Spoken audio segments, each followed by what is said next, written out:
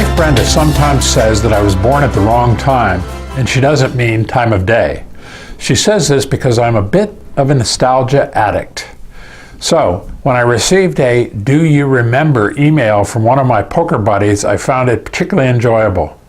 Memories are certainly funny that way, but as good as today's times are, and they are indeed incredible, the recollections the email brought up caused me to relive a simpler, and in some ways, a better time. Let me share some of those memories with you, interlaced with my own commentary. Remember when it took 5 minutes for the TV to warm up?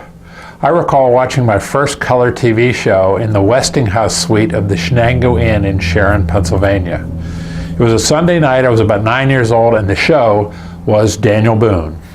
When I first witnessed a color television, I was sure that everything had now been invented.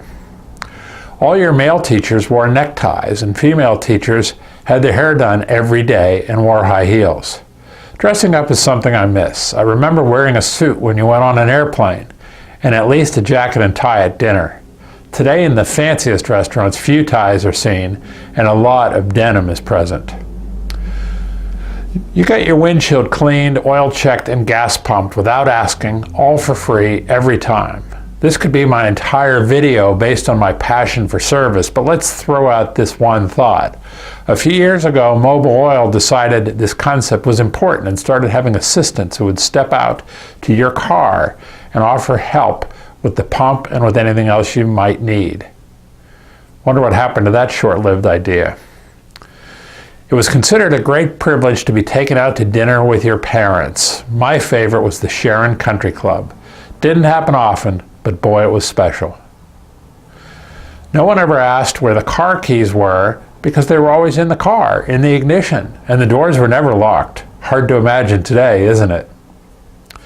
Stuff from the store came without safety caps and hermetic seals because no one had yet tried to poison a perfect stranger. Nothing else need be said here. Being sent to the principal's office at school was nothing compared to the fate that awaited the student at home. Today, parents seem to spend too much time debating and questioning teachers rather than working with them to raise good kids. And how about these? How many do you remember? Soda machines, or as we in Western Pennsylvania called them, pop machines, dispensed 7-ounce glass bottles. We're now up to 20 ounces in plastic bottles. Wax, Coke-shaped bottles with colored sugar water inside. Tea-berry chewing gum. Metal ice cube trays with levers. I was talking with my daughter about this the other day and couldn't imagine what it was. I will admit I haven't seen one of these since 1983. Brenda and I were newlyweds outfitting our first house, and a wise friend introduced me to the automatic ice maker. He described it as a marriage saver. Telephone numbers with a word prefix.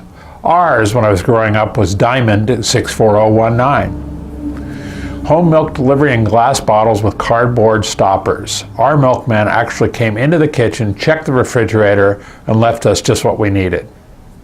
S&H green stamps. Drive-in theaters. The next time you're at the movie theater listening to the incredible digital THS sound, remember those little speaker boxes at the drive-in that hung inside your window. And speaking of sound, there were reel-to-reel tape recorders. If you wanted superior sound, you had a reel-to-reel system in your home. And, of course, an 8-track in your car. The worst thing you could catch from the opposite sex was cooties.